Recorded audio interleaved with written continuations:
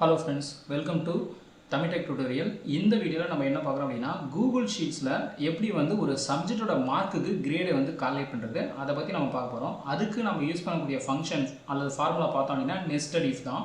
இது வந்து Google Sheetக்கும் சரி Excelக்கும் சரி காமனான ஒரு ஃபார்முலா தான். அதாவது காமன் சின்டாக்ஸ் தான். ஓகேங்களா? இதுல சின்டாக்ஸ் வந்து எப்படி இருக்கும் அப்படினா ஃபர்ஸ்ட் வந்து இந்த nested ifல வந்து நம்ம ஏன் அப்ளை பண்றோம் அப்படினா இப்போ ஃபார் எக்ஸாம்பிள் வந்து இதுதான் இன்புட். இது வந்து இன்புட்ல இந்த மாதிரி வந்து நான் ஒரு மார்க்ஸ் வந்து கொடுத்திருக்கேன் சப்ஜெக்ட்டோட மார்க். இந்த மார்க்ல வந்து பார்த்தோம் அப்படினா நம்ம கிரேடோட ரேஞ்சை ஃபிக்ஸ் பண்றதுக்கு கண்டிப்பா வந்து நம்ம நிறைய கண்டிஷன் கொடுப்போம். ஒரே ஒரு கண்டிஷன் அப்படினா நீங்க சிம்பிள் இஃப் யூஸ் பண்ணிக்கலாம். ஒண்ணுக்கு மேற்பட்ட கண்டிஷன் அப்படினா மல்டிபிள் இஃப் யூஸ் பண்ணனும். இந்த மாதிரி ரேஞ்ச் யூஸ் பண்றீங்க அப்படினா nested if தான் யூஸ் பண்ணனும். ஃபார் எக்ஸாம்பிள் வந்து பார்த்தோம் அப்படினா இப்ப நம்ம கிரேடை வந்து கால்குலேட் பண்றதுக்கு above 90 மேல இருந்தது அப்படினா O, அதாவது 90 to 100 அப்படினா O. 80 to 89 இருந்துச்சுனா A+. அது மாதிரி 70 to 79 இருந்தா A, 60 to 69 னா B+, 50 to 59 னா B, less than 50 ங்கிறது fail, அது வந்து RA அப்படி நம்ம சொல்வோம். இந்த ரேஞ்ச் வந்து பார்த்தோம் அப்படினா இது ஒவ்வொரு யூனிவர்சிட்டிக்கும் கொஞ்சம் மாறலாம். அதுக்கு ஏத்த மாதிரி நீங்க வந்து ஃபிக்ஸ் பண்ணுங்க.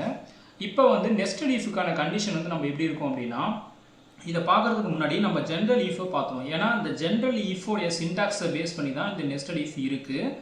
இப்போ இந்த சிம்பிள் if உடைய சின்டாக்ஸ் பார்த்தோம் அப்படினா if கண்டிஷன், அதாவது நம்ம கொடுக்கிற கண்டிஷன் என்ன கிரைட்டீரியா கொடுக்கறோமோ அது இங்க கொடுக்கணும். அந்த கண்டிஷன் வந்து ட்ரூ ஆயிடுச்சு அப்படினா செகண்ட் ஆர்குமென்ட் எக்ஸிக்யூட் ஆகும். அதான் வந்து ட்ரூ ஸ்டேட்மென்ட். தேர்ட் ஆர்குமென்ட் எப்போ எக்ஸிக்யூட் ஆகும் அப்படினா நம்ம கொடுக்கக்கூடிய கண்டிஷன் ஃபெயில் ஆயிடுச்சு அப்படினா அப்ப வந்து தேர்ட் ஆர்குமென்ட் வந்து வர்க் ஆகும். இதுதான் வந்து ஜெனரல் ifக்கான எக்ஸாம்பிள். இப்போ இத வச்சு நான் எப்படி nested if பண்றேன் அப்படினா இதுதான் வந்து சின்டாக்ஸ். சோ ifல கண்டிஷன் 1, இந்த கண்டிஷன் 1 ட்ரூவா இருந்துச்சுனா நீங்க ட்ரூ ஸ்டேட்மென்ட் கொடுக்கணும். அதாவது ஒவ்வொரு கண்டிஷனுக்கான ரிசல்ட்டை கொடுக்கணும். இந்த கண்டிஷன் ஃபெயில் ஆகும்போது ஃபால்ஸ் ஸ்டேட்மென்ட்க்கு பதிலா இன்னொரு if கண்டிஷனை உள்ள கொடுத்துருங்க. அவ்வளவுதான் வந்து nested if. So nested if அப்படினா if within another if. ஒரு if குள்ள இன்னொரு if. அதுதான் வந்து nested if நம்ம சொல்றோம். அது மாதிரி இது வந்து ஃபர்ஸ்ட் கண்டிஷனை satisfy பண்ணுது. For example 90 to 100. இது வந்து செகண்ட் கண்டிஷன் 80 to 89. சோ இதுல ட்ரூ ஸ்டேட்மென்ட்க்கு நம்ம A+, ஃபால்ஸ்க்கு வரும்போது மறுபடியும் ஒரு இன்னர் if வந்து கொடுக்கணும்.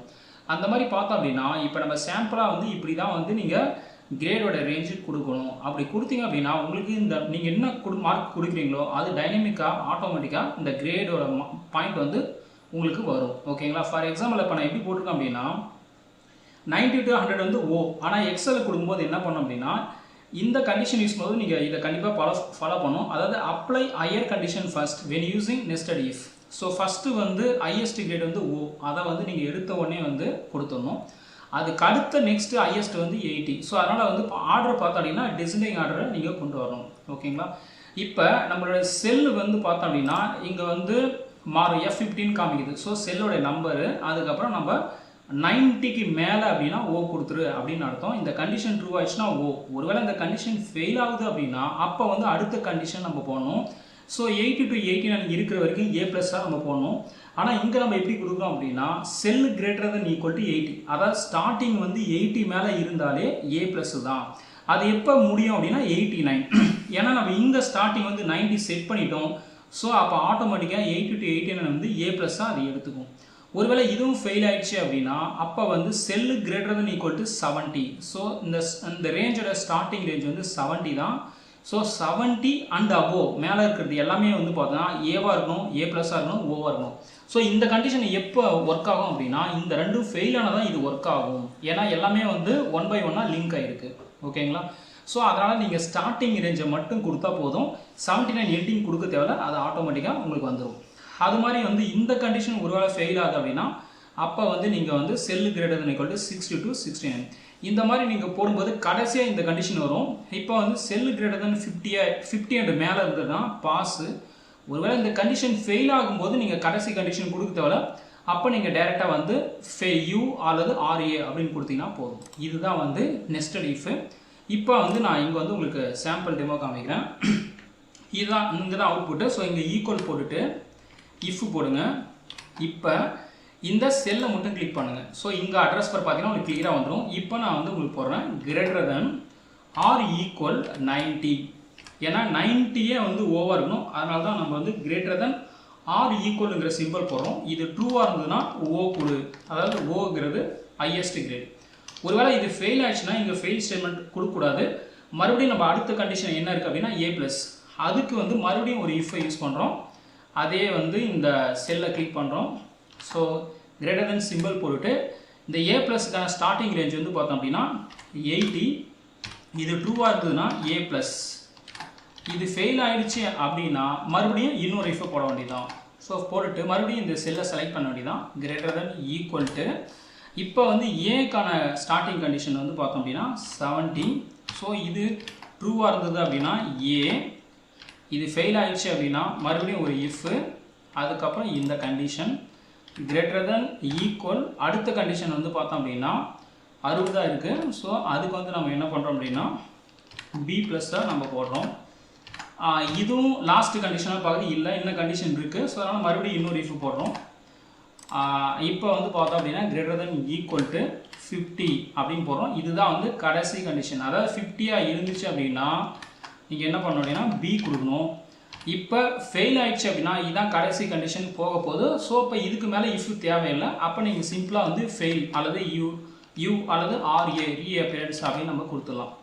இப்போ ஒவ்வொரு கண்டிஷனுக்கும் ஒரு இஃபை க்ளோஸ் பண்ணணும். இங்கே நீங்கள் க்ளோஸ் பண்ணும்போதே இங்கே வந்து உங்களுக்கு வந்து பிளிங்க் ஆகும். ஸோ அதாவது அந்த ஹைலைட் காமிக்கும். அதுக்கேற்ற மாதிரி நீங்கள் ஈஸியாக வந்து க்ளோஸ் பண்ணுறத ஃபினிஷ் பண்ணலாம். மொத்தம் எத்தனை இஃப் பார்த்தோன்னா 1 2 3 4 5 இஃப் பண்ணிடும். ஸோ 5 ஆப்ரேட்டர் கொடுத்தீங்க அப்படின்னா உங்களுக்கு வந்து கரெக்டாக வந்துடும். இப்போ நான் முடிச்சிட்டேன். இப்போ நான் என்டர் ப்ரெஸ் பண்ணுறேன். பண்ணும்போது பார்த்தோம் அப்படின்னா ஆட்டோஃபில் அதுவே சஜஸ்ட் பண்ணுது. இங்கே டிக் கொடுத்தீங்கன்னா போதும், கிரேட் ஆட்டோமேட்டிக்காக வந்துடும். இப்போ பார்த்தோன்னா 90 வந்து ஓ தான். ஸோ 90 to 100 இருந்தால் ஓ. ஃபார் எக்ஸாம்பிள் இங்கே 95 கொடுத்தாலுமே ஓ தான் காமிக்கும். ஒருவேளை வந்து நீங்கள் ஏதாவது இப்போ மாற்றுறீங்க, இப்போ 75 மாற்றுறீங்க அப்படின்னா ஆட்டோமேட்டிக்காக டைனமிக்காக மாறும். ஓகேங்களா? ஏன்னா நம்ம கண்டிஷன் அந்த மாதிரி கொடுத்துருக்கோம். அதனால் வந்து நீங்கள் எப்படி கொடுத்தாலுமே உங்களுக்கு கிரேட் வந்து கரெக்டாக வந்துடும். அதுக்கப்புறம் 88 பார்த்தோம் அப்படின்னா ஏ ப்ளஸில் வருது. 77 வந்து இந்த ரேஞ்சு ஏ வருது. 45 வந்து லெஸ் தென் 50. ஸோ அதனால் ஃபெயில் ஆர்ஏ வருது. 62 பார்த்தோம் அப்படின்னா இந்த ரேஞ்சில் வந்து பி ப்ளஸ் வருது. மறுபடியும் 91. ஸோ இந்த ரேஞ்சு ஓ வருது. அதுக்கப்புறம் 85 பார்த்தோம் அப்படின்னா இந்த ரேஞ்ச் ஏ ப்ளஸ் வருது.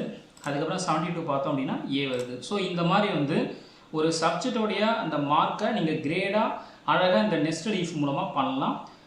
இந்த பண்ணுறதுக்கு முன்னாடி என்னுடைய சின்டாக்ஸை நீங்கள் நல்லா புரிஞ்சுட்டீங்க அப்படின்னா ரொம்ப ஈஸி. சின்டாக்ஸும் ரொம்ப ஈஸி தான். நீங்கள் ஜென்ரல் இஃப் ஸ்டேட்மெண்ட்டாக ஸ்ட்ராங்காக இருந்தீங்கன்னா இந்த நெஸ்டட் இஃப் வந்து ரொம்ப ஈஸி. ஓகேங்களா?